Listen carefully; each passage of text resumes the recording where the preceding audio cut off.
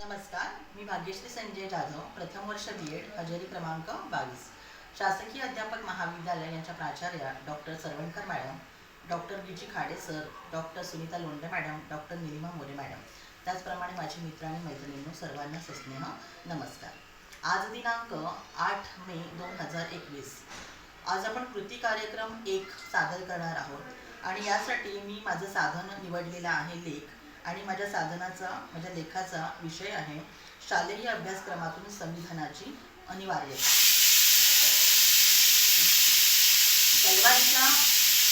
तलवारीच्या धारेवर ज्यांनी स्वराज्य निर्माण केले असे छत्रपती शिवाजी महाराज आणि ज्यांनी लेखणीच्या धारेचा आधार ठेवून संविधान निर्माण केलं असे माझे आदर्श डॉक्टर बाबासाहेब आंबेडकर यांच्या आदर्श विचारांना माझे प्रथम त्रिवार अभिवादन करून मी सुरुवात करते.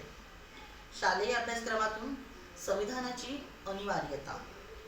खरं तर विद्यार्थ्यांचा आजही गोंधळ उडालेला असतो. राज्यघटना आणि संविधान हे एकच आहे हे त्यांना समजावून सांगावे लागते. मला आठवते तेव्हा समाजशास्त्राचा पेपर हा 20 मार्कांचा असायचा. इतिहास 8 गुण, भूगोल 8 गुण आणि नागरिकशास्त्र 4 गुण. आता विषय असा की या 4 गुणांसाठी अभ्यास करायचा किती ही विद्यार्थ्यांची धारणा. उदाहरण जर घ्यायचं झालं तर इयत्ता 8वीचा इतिहास नागरिकशास्त्र आपण पुस्तक पाहिले तर 14 धडे इतिहासाचे, 10 धडे भूगोलाचे आणि नागरिकशास्त्राचे 6 धडे. विषय शिक्षकांनी शिकवावं तरी कसं हा एक प्रश्नच. पण काय या गडबडीत मात्र नागरिकशास्त्र म्हणजे काय हे विद्यार्थ्यांना आकलन होतच नाही. 6माही परीक्षेला 20 मार्कांचे नागरिकशास्त्र आणि पुढे तो विषय 9वी-10वीला राज्यशास्त्र म्हणून अभ्यास केला जातो. 10वीला राज्यशास्त्र असतो पण 10वीला पेपर फक्त 12 गुणांचा.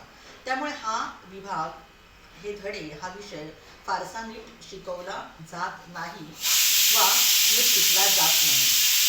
मुलांना संविधान दिवस काय असते, या संविधानाचे घटनेचे शिल्पकार डॉक्टर बाबासाहेब आंबेडकर आहेत एवढंच मुलांना माहीत असतं किंवा शिकवलं जातं. पण खेदाची बाब ही आहे की संविधान निर्मात्याला मात्र दलितांचे कैवारी आणि दलितांचा मसिया हेच म्हणून जास्त ओळखले जाते आणि हे त्रिवार सत्यही आहे. बाबासाहेब स्वतः दलित होते, त्यांनी दलितांसाठी काम केले, आमच्यासाठी काय केले म्हणून संविधानाचा द्वेष करणारे देखील आपल्याला समाजातून पाहायला मिळतात, ऐकायला मिळतात. 2 वर्षांपूर्वी संविधानाची प्रत काही राजकारणी लोकांकडून, समाजकंटकांकडून जाळण्याचा व्हिडिओ सोशल मीडियावर व्हायरल झाला होता, पाहायला मिळाला होता. त्यातून बाबासाहेबांच्या पुतळ्यांची विटंबना करणे या समाजविघातक गोष्टी घडत जातात. देशाचं सर्वोच्च संविधान, ज्या संविधानाने प्रत्येक नागरिकाला माणूस म्हणून जगण्याचा अधिकार दिला, ज्या संविधानाने लोकशाही आणली, ते संविधान फाडताना, जाळताना सरकार मात्र षंढासारखे निष्क्रिय राहते. खूप वाईट वाटतं या गोष्टींचं. थोडा जातीचा चष्मा जर आपण उतरून पाहिलं तर बाबासाहेब आंबेडकर किती महान एक राष्ट्रीय नेता होते हे आपल्या सर्वांना कळून येईल आणि आपल्या मनात त्यांच्याबद्दल आदरांची भावना नक्कीच निर्माण होईल. का हो, आजही 21व्या शतकात मंदिरामध्ये प्रवेश केला म्हणून दलितांना मारझोड केली जाते, सार्वजनिक नळांवर पाणी प्यायला म्हणून मुस्लिम मुलाला जीव जाईल इतकं मारलं जातं, सवर्ण जातीतील मुलीवर प्रेम केलं तर हत्या होते, बाबासाहेबांची गाण्याची रिंगटोन लावली तर 19 वर्षाच्या मुलाला मारलं जातं, खैरलांची हत्याकांड, हाथरस हत्याकांड सारखे हत्याकांड होत आहेत. जातीयता माणसाच्या मनात असू शकते का? इतका द्वेष माणसाला माणसाबद्दल असू शकतो का? मंदिरात जाताना देखील धर्म आणि जात बघावं लागतं, पण शाळा हे मात्र असं मंदिर आहे की जिथे समानता आणि समता शिकवली जाते. येथे जात, धर्म, लिंग, प्रांत, भाषा न पाहता सर्वांना सारखाच प्रवेश दिला जातो, सारखेच शिक्षण, सारखाच गणवेश, सारखेच नियम आणि सर्वांना शिक्षणाचा सारखाच हक्क दिला जातो आणि तो हक्कही दिलेला आहे संविधानाने. आपल्याला संविधानाने काय दिले याची जाणीवच होत नाही. जोपर्यंत विद्यार्थी या गोष्टी समजणार नाही तोपर्यंत राजकारणी लोक, विविध राजकीय पक्षांचे लोक या तरुण मुलांचा बळी घेताना दिसून येते. मग या तरुण पिढीचा उपयोग फक्त जातीय दंगली घडवून आणणे यासाठी केला जातो. यांच्या मनात विषमतावादी बीजे पेरली जातात आणि मग एक अशी पिढी निर्माण होते ही समाजद्रोही समाजविघातक कृत्य करायला ही मुले पुढे तयार होतात. या मुलांचा वापर राजकारणी लोक फक्त कशासाठी करतात की मराठी भाषेचा मुद्दा असू दे, आरक्षणाचा विषय असू दे, कोणताही दंगली निर्माण करण्याचा विषय असू दे, ही मुलं पुढे जाऊन घाबरत नाही. फॉर एक्झाम्पल म्हटलं तर पण भीमा कोरेगाव दंगल झाली किंवा लोकसेवा आयोगाच्या परीक्षा जेव्हा कोरोनासारख्या पेंडेमिकमध्ये थांबवल्या जातात तेव्हा ही मुलं उद्रेक करून येतात जातीच्या नावाखाली. संविधानाचा उदात्त हेतू काय होता तर भारतात लोकशाही पद्धतीने कायद्यावर आधारित राज्य साकार करणे हा एक उदात्त हेतू होता. संविधानाने नागरिकांना मूलभूत हक्क, मूलभूत अधिकार, कर्तव्य दिले. त्याशिवाय देशाचा आदर्श राज्यकारभार कसा चालवावा याचे नियमही घालून दिलेले आहेत. समानता, समता, बंधुता यांची शिकवण देणारे हे संविधान आहे. विद्यार्थ्यांना भारताच्या संविधानातील महत्त्वाच्या तरतुदी कोणत्या आहेत, राज्यघटनेची निर्मिती कशी झाली, राज्यघटना निर्मितीची प्रक्रिया काय होती, राज्यघटना लिहिताना डॉक्टर बाबासाहेब आंबेडकरांनी किती काळ आणि किती योगदान त्यासाठी दिलं आणि आपल्या शारीरिक आजारांकडे दुर्लक्ष केलं होतं, या संविधानाला निर्मितीला एकूण 2 वर्ष 11 महिने 18 दिवस इतका कालावधी लागला होता. या गोष्टी आजच्या विद्यार्थ्यांना कळणं फार जरुरी आहे. त्याच्यासाठी महाराष्ट्र सरकारने 26 जानेवारी 2020 पासून राज्यघटनेचे प्रास्ताविक परिपाठाच्या वेळी विद्यार्थ्यांकडून म्हणून घेणे कंपल्सरी केले. तेव्हापासून शाळांमधून प्रिएम्बल म्हणजे उद्दीशिकेचे वाचन केले जाते. 2015 मध्ये भारताचे माननीय पंतप्रधान मोदीजी यांनी संविधान दिवस हा संविधानाचा गौरव दिन म्हणून साजरा करण्यास सुरुवात केली. संविधान म्हणजे काय हे थोडक्यात मला सांगावेसे वाटते. संविधान लिहिण्यासाठी एक समिती स्थापन करण्यात आली होती आणि या समितीच्या एकूण 11 अधिवेशने झाली होती. या समितीचे अध्यक्ष होते डॉक्टर राजेंद्र प्रसाद. प्रत्यक्ष घटना लिहिण्यासाठी वेगळी कमिटी स्थापन केली होती. मसुदा कमिटी, त्याला ड्राफ्टिंग कमिटी असे म्हटलं जातं. या कमिटीचे अध्यक्ष होते डॉक्टर बाबासाहेब आंबेडकर. डॉक्टर बाबासाहेब आंबेडकरांबरोबर इतर 6 सदस्य होते. संविधानाचा स्वीकार हा 4 नोव्हेंबर 1948 रोजी डॉक्टर बाबासाहेब आंबेडकर यांनी घटनेचा अंतिम मसुदा तयार केला. मग त्याच्यावर 3 वाचने झाली आणि मग ही घटना मंजूर केली गेली. आता राज्यघटनेमध्ये एकूण 12 परिशिष्ट आहेत, 25 भाग आहेत, पूर्वी 22 होते. एकूण कलमे आता 465 आहेत, पहिली 395 होती. याच्यानुसार प्रत्येक कलमानुसार कोणत्या तरतुदी केल्या गेल्या हे पण आपण शिकायला हवं, पाहायला हवं.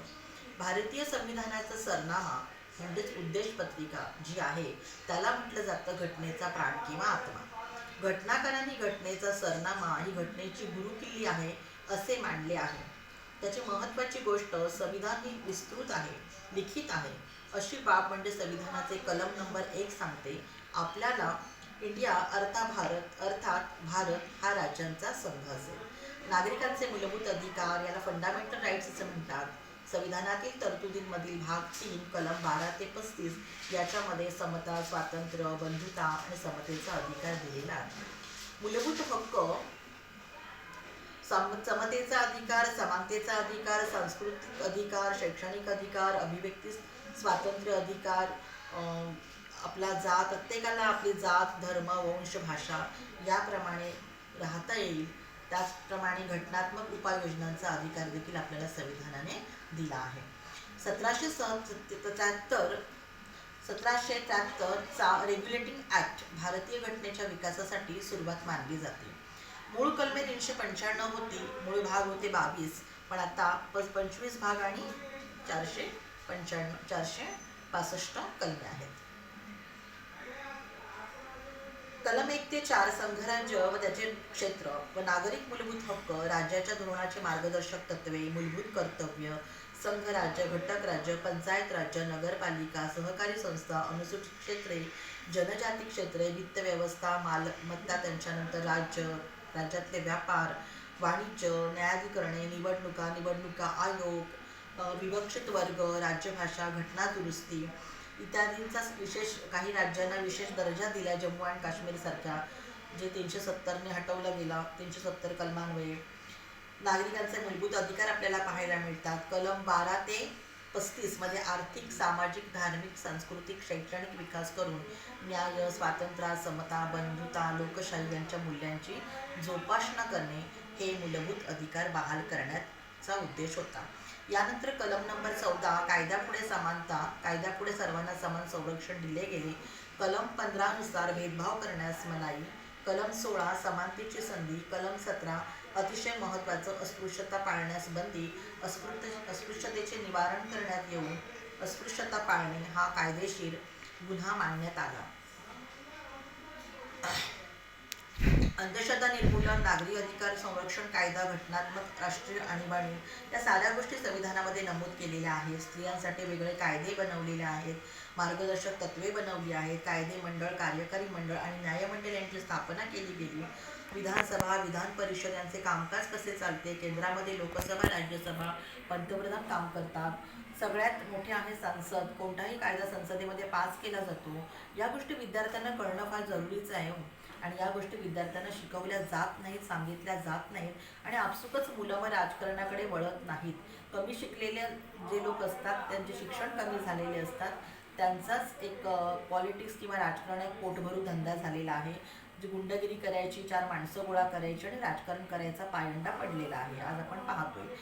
तर आज काय चाललेलं, प्रत्येक ठिकाणी लोकांची दुर्दशा होत चालली आहे. कशामुळे? तर शिकलेले माणसं राजकारणात उतरायला मागत नाहीत. यामुळे संविधानाने दिलेल्या अधिकारामुळे आज एक चहावाला देशाचा पंतप्रधान बनू शकतो. त्याच्यानंतर पाहायला गेलो तर कितीतरी महिला पार्लमेंटमध्ये आहेत. सुषमा स्वराज, पंकजा मुंडे, या सगळ्यात ग्रेट म्हणजे आपल्या पंतप्रधान स्वर्गीय इंदिराजी गांधी, आता श्रीमती सोनिया गांधी आहेत. राजकारणात नाही आहेत, पण त्या काँग्रेसच्या अध्यक्षा म्हणून आहेत. राष्ट्रवादीच्या सुप्रिया सुळे, भाजपच्या पंकजा मुंडे, महापौर महिला आहेत. समाज आपण पाहायला गेलो तर समाजात समानता दिसते. कशा प्रकारे दिसते? एकाच वर्गात विविध जाती धर्माची मुलं मुली शिक्षण घेत आहेत.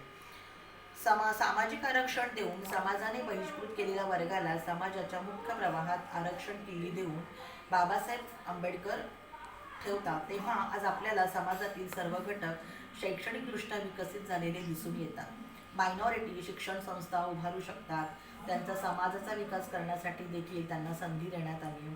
शिक्षणाचा कायदा करण्यात आला. संविधानाची कलमे 495 आणि आत्तापर्यंत 125 वेळा घटना दुरुस्ती झालेली आहे. 495 कलम जर आपण कधी बसलो, वेळ भेटला तर आपण सगळे होणारे भावी शिक्षक आहोत.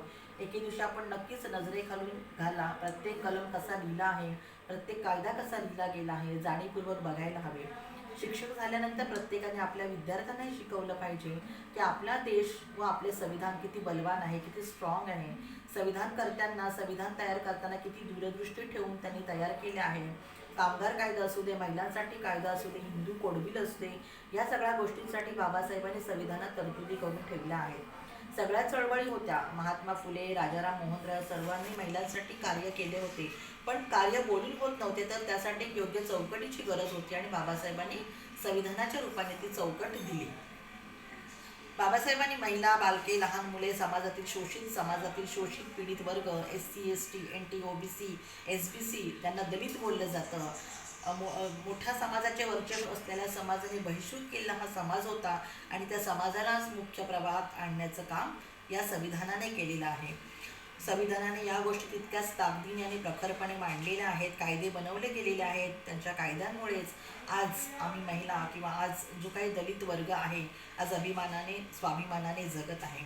म्हणून शालेय अभ्यासक्रमात संविधान अनिवार्य व्हायला हवे. संविधानाचा स्वतंत्रपणे विषय आणि पेपर असावा, ज्यामुळे विद्यार्थ्यांना आपल्या देशाचे संविधान समजून घेता येईल आणि देशाचे उद्याचे होणारे नागरिक ज्यांचा देश घडवताना देशाची एकता अबाधित राखण्यास हातभार लागेल. यांना त्यांच्या अधिकारांची, त्यांच्या कर्तव्यांची, त्यांच्या हक्कांची जाणीव होईल. यासाठी संविधान हे शाळातून अभ्यासक्रमाचा भाग म्हणून शिकवणे, एक विषय म्हणून शिकवणे अनिवार्य आहे असे मला वाटते. संविधानकर्त्याला पुन्हा एकदा अभिवादन. जय संविधान. धन्यवाद.